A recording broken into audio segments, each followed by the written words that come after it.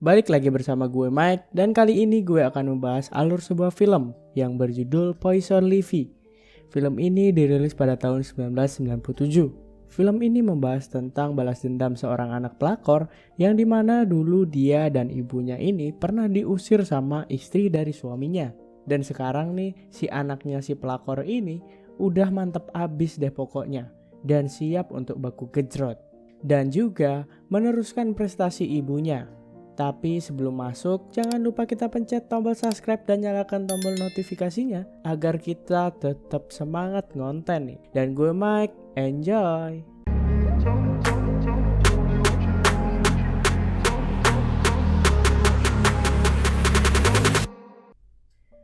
Film dimulai dengan diperlihatkan seorang wanita bernama Becca yang tinggal di sebuah rumah baru.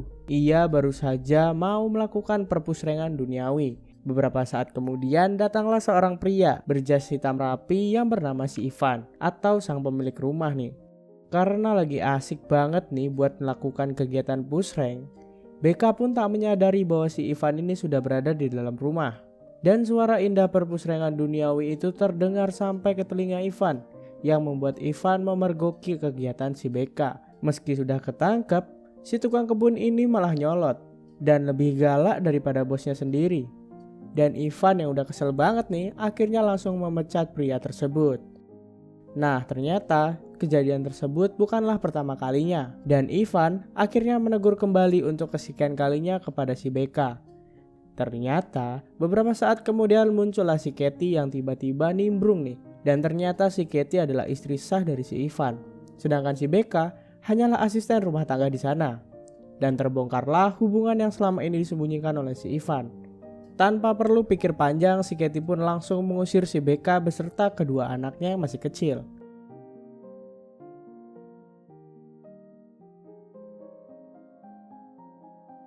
Dan singkat cerita, 11 tahun pun berlalu, di mana sejak peristiwa viral itu terjadi, datanglah seorang tamu yang masih cukup muda, yang bernama si Violet. Dia pun menyampaikan pesan kepada pelayan kalau dia ingin bertemu dengan Joy, atau anak dari si Ivan. Nah, si Violet ini ternyata adalah anaknya si Becca. Meskipun ibunya sempat melakukan masalah di rumah tersebut, namun keluarga si Ivan tetap menerima kehadiran si Vio dengan baik hati, terutama si Joy ini. Yang mana sewaktu masih tinggal di rumah Vio tersebut merupakan teman mainnya si Joy dan sekaligus sahabat dari si Joy. Ivan pun tak kuasa menolak permintaan sang anak untuk mengizinkan si Vio tinggal di dalam rumahnya. Dan kebetulan saat itu Vio berencana melanjutkan sekolah sembari bekerja paruh waktu di kota itu.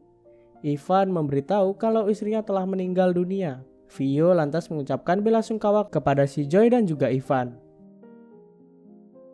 Akhirnya Vio mendapatkan kamar pribadinya sendiri yang merupakan peninggalan si Katie.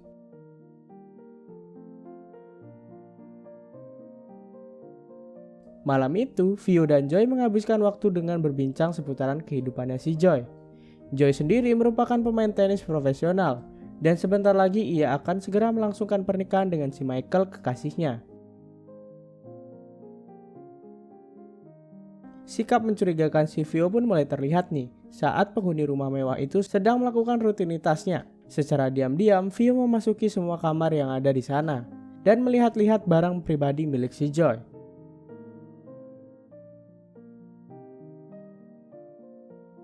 Di suatu malam, Michael si kekasihnya si Joy yang bekerja di perusahaannya si Ivan mengadakan private party nih di rumah si Joy dengan beberapa rekannya. Nah di sini karena Vio bukanlah level mereka, dia pun akhirnya tak begitu dianggap keberadaannya. Pandangan sinis dari mereka lah yang terus membuat Vio akhirnya pergi dari sana dengan alasan akan pergi bekerja dengan pakaian serba hitam dan membawa tas yang cukup besar. Kita nggak tahu nih apa pekerjaan yang dilakukan oleh si Vio ini. Dan sepulangnya Vio dari tempat kerjanya, Vio melihat si Joy yang sedang bermesraan di kamarnya. Dari jendelanya tanpa sepengetahuan sang ayah, karena penasaran si Vio pun langsung sedikit mendengarkan pembicaraan mereka. Nah ternyata si Michael ini yang udah siap melakukan eksekusi harus mendapatkan penolakan dari si Joy. Alhasil Michael pun pergi. Dan setelah penolakan itu, betapa kagetnya si Michael melihat Vio yang sudah berada di tangga. Michael pun bilang kalau ia takut ketahuan karena Michael sudah melakukan pusreng dengan putrinya si Ivan yang satu-satunya. Namun di sini Vio dengan pakaian kerjanya yang serba hitam dan sangat ketat tersebut malah menawari si Michael untuk mencicipinya. Tentunya si Michael yang baru saja mendapat penolakan dari si Joy tak kuasa menahan dirinya dan mengiyakan ajakan dari si Vio. Setelah Vio membantu mengeluarkan kental manisnya si Michael, tiba-tiba Vio kedatangan si Joy nih yang mampir ke kamarnya. Joy pun akhirnya curhat tentang permasalahan pribadinya dengan si Michael. Dia merasa kalau dia nggak pernah mencapai puncak kesenangan saat push rank dengan si Michael. Vio pun mengatakan bahwa itu bisa dirubah. Michael hanya perlu meminum jamu kuat setiap harinya. Siapa nih yang lakuin kayak gini nih? Paginya, mata Ivan hampir copot ketika melihat si Vio yang sedang berenang. Hanya dengan menggunakan bawahan saja nih. Ivan sembunyi-sembunyi menonton pemandangan indah tersebut dari balik jendela ruangan kerjanya. Untungnya seorang bibi di sana datang untuk menawari kopi kepada Ivan, yang akhirnya membuat Ivan kembali fokus. Suatu hari ketika Joy sedang berlatih tenis dengan temannya, Vio lagi-lagi membuat ulah. Vio pun menawari mereka semua minuman jus, yang sebelumnya telah dicampuri cairan. Hal itu berujung dengan berantakannya latihan si Joy dan si Jamie, sahabatnya si Joy tersebut.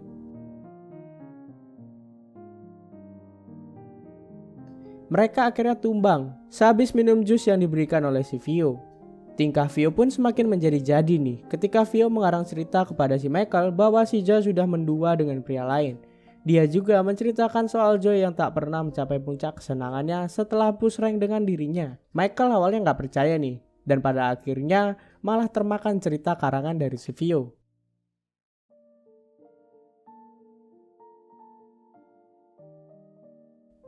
Dan beberapa saat kemudian, Vio mendatangi ruangan kerja si Ivan dan membawakan makanan. Ia mengingatkan Ivan untuk makan malam dan jangan terlalu keras soal pekerjaan. Vio juga mengarang cerita bahwa berdasarkan cerita si Joy, ia tak pernah sedikit pun melupakan si Katie. Namun Vio pun mengingatkan bahwa dia harus move on dan membuka hatinya kembali, karena jika tidak, Ivan akan terus menghabiskan waktunya untuk bekerja. Nah, pasti sebenarnya targetnya si Vio ini adalah si Ivan guys. Karena kalau si Ivan udah sama si Vio, otomatis dia kedepannya udah pasti jadi sultan nih. Dan setelah selesai dari ruangan si Ivan, Vio pun berenang lagi. Yang kebetulan di sana terdapat si Michael yang langsung melotot nih menyadari adanya pemandangan indah di malam hari. Setelah itu, Vio pun langsung nyamperin si Michael karena dia tahu si Michael juga ada di sana. Dan lagi-lagi mereka pun kembali melakukan push rank dengan sangat nikmat. Dan keesokan paginya, Vio mendatangi si Joy yang masih pusing karena kebanyakan minum jus dari si Vio. Dan lagi-lagi, Vio pun mengadu domba si Joy dan Jamie dengan alasan kalau si Jamie pergi meninggalkan Joy di saat Joy lagi teler.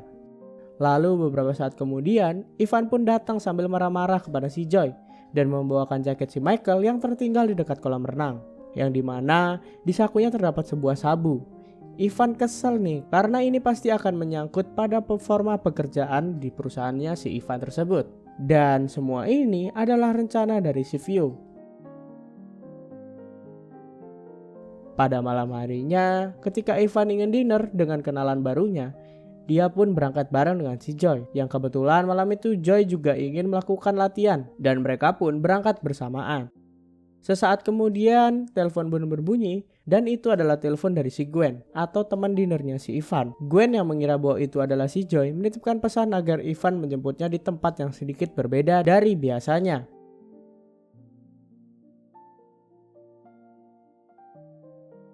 Dan 1 jam setelahnya, Ivan pun kembali pulang dengan wajah yang sangat kesal karena si Gwen ini tidak ada di tempatnya. Dan lagi-lagi ini disebabkan oleh si Vio yang nggak menyampaikan pesan dari si Gwen sebelumnya.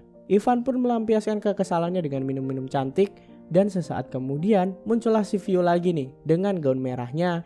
Dia pun langsung tak tinggal diam. Ivan pun malam itu langsung mengobok-ngobok adonan si Vio. Jago banget nih Vio kalau urusan ngerayu. Dan paginya di kamar Ivan, Bibi menemukan gaun merah yang dikenakan Vio semalam. Dari sini ia pun mulai menaruh curiga kepada si Vio. Dan kecurigaan tersebut semakin kuat setelah mengangkat sebuah telepon dari si Gwen yang bilang kalau dia semalam udah mengirimkan voice call berkali-kali ke rumah itu. Bibi pun langsung mengira bahwa Vio adalah dalang dibalik semua kejanggalan itu. Namun belum sempat melakukan tindakan, Vio ternyata sudah menghadang Bibi saat mau keluar dari rumah. Dan di sisi lain, Michael yang ingin memperbaiki hubungannya dengan Joy mendatangi rumah kekasihnya. Tiba-tiba ia tidak dibukakan pintu. Mereka pun langsung masuk ke dalam nih, melalui pintu samping. Tanpa sengaja, ia pun melewati kamar si Vio yang sedang tidak terkunci. Karena penasaran dengan tas yang ada di kamar Vio, ia pun langsung memeriksanya. Dan ternyata di dalamnya terdapat sebuah peralatan geli-gelian milik si Vio. Nah, di sini ternyata Vio udah ada di belakangnya si Michael. Dan Michael pun dibuat tidak sadarkan diri oleh si Vio. Beberapa saat kemudian, Vio pun mendatangi si Joy dan bertanya soal turnamen tadi pagi. Joy bilang kalau ia tak berhasil memenangkan pertandingan tersebut karena tidak dapat berkonsentrasi penuh, karena ia memikirkan Michael terus-terusan.